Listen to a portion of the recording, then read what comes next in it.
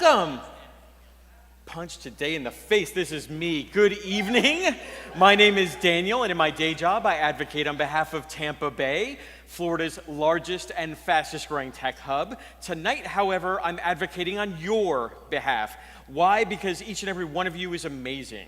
You woke up, you showed up, and that weeded out most. Statistically, you were the 1% of 1% just for attending an educational event this evening. Pretty incredible to ponder, but consider even your journey as a living being so far. You started out as just one cell. By week 5, you were a ball of cells that resembled a tadpole the size of a peppercorn. By week 9, you were the size of a grape. Week 22, as big as a coconut. At week 28, you could open your eyes, blink, and breathe. You survived birth. You smiled, you rolled over. By 6 months, you doubled your birth weight. You said your first word, you took your first step, you ran, you strung together your first sentence, you staked your independence. And for the next decade, you evolve exponentially. I'm talking physically, socially, linguistically. Your rate of growth and change during this period is unparalleled by any other time in your life. But then it slows, and I mean dramatically. While researching the catalyst of exactly why this happens, I found the answer to be more complex than we could ever imagine. However, 3 core external drivers are quite simple. Each exists for all of us. However, we each choose to respond to them differently. First, confines. These are rules put in place to keep us on the straight and narrow, while always beneficial to understand why man-made rules are in place. Not always the case to follow them to the letter. Second, context. It seems almost everything these days must be analyzed through the filter of how someone else might interpret it. Worse, if we're the source of somebody else's discomfort, it's now incumbent upon us to fix it. It's like stacking the deck for no winning hands. Third conclusion, the idea that a due date, a cutoff, test, semester, quarter, first 90 days, first 100 days, year, decade, century, destination, or even a rolling deadline will make or break anything other than your sanity is crazy itself.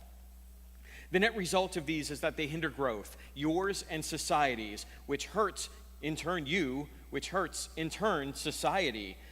And they're arbitrary and subjective, and therefore should be taken with a grain of salt. Intellectually, we understand that these are in place to prevent the tragedy of commons. However, if we abide, common is what we get. We comply because understanding intent is to address inequality. However, we then proceed to assign a higher societal value to those who are different. When you think about it, confines just favor new, yet new is very rarely advancement. Growth is. Christensen rebranded Shumster, who rebranded Marx. Reese rebrands Blank, who rebranded Godin. Have any new ideas increased our innovation or successful startup rate? No. Contextually, every moment focused on the potential reaction is one moment not spent innovating. The more I get older, the only time I want to crack a Johari window is if that's my Uber passenger who just SBD'd on the 301. And lastly, conclusions or distractions. Win the battle, lose the war. Close the sale, tank your career. Make it pro, be forgotten without the Hall of Fame. Invent an idea, fail to change the world. Wisely ignoring, circumventing, or bending these rules are a choice, and one only you can make. Heck, if rules weren't meant to break, they wouldn't include punctuation. Secret, don't worry, you'll be fine either way. Just one of these choices allows you to create significant impact. So what are we talking about here? What's at stake? Growth, advancement, yours. And yours drives societies. I can't fathom higher stakes for you, but also for us. So if these rules define what's possible, including the what, the how, and the why of your work, then your job is to literally do the impossible. It won't be easy, but I have 2 pieces of advice.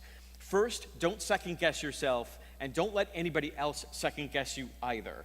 There is no Kaplan-Meier estimator for your potential.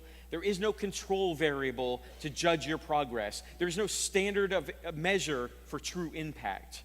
Second, go back and watch my talk from Unite Tampa Bay from 5 years ago. It's a field book to guide your perseverance. And if you ever lose faith, just turn over a dollar bill to be reminded that it takes a village to raise a ruckus, that God approves of your journey, and that it's our responsibility to create a new order for a new age. And that age is now. Redefine confines, reshape context, and draw a longer conclusion. Make an impact that only you can. Be you as Thank you for having me out.